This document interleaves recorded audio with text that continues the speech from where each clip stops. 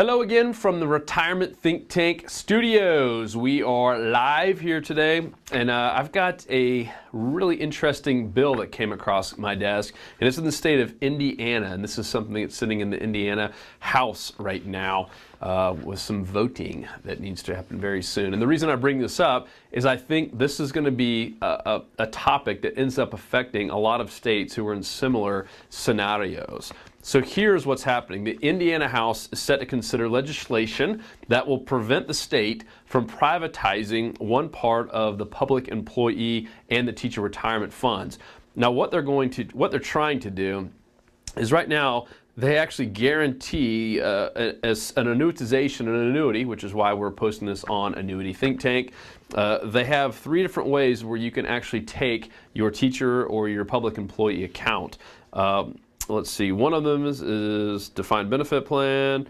You can take it into a lump sum, roll it over, or you can convert it into this annuity, and here's where lies a problem. The state of Indiana is giving these people who take the annuitization route and annuitize your savings a 7.5% interest rate. That is, whoa, like way above market average. That is so cool. 7.5. Of course, there's a gap there, right? Someone has to fund that because they can't go out and get those kind of guarantees in the marketplace right now. No one's offering 7.5. So they have to invest this money to make sure that they can make these promises.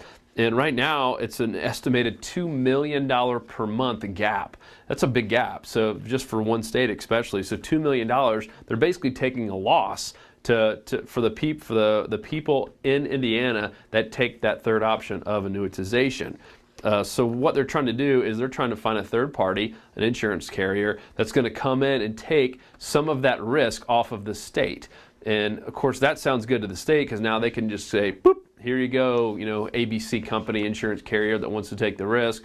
The employees and the teachers and a lot of people in Indiana do not like this. Number one, because now it's not backed by the state anymore, and I guess they believe that state of Indiana is stronger than any other carrier that they could get their hands on this. And number two, of course, the carrier has to make money. So you and I both know the carrier is going to charge fees and obviously make some kind of money, and they should. That's how they're in business to make this happen, which means that 7.5 interest rate, it's probably going to go quite a bit lower if this happens.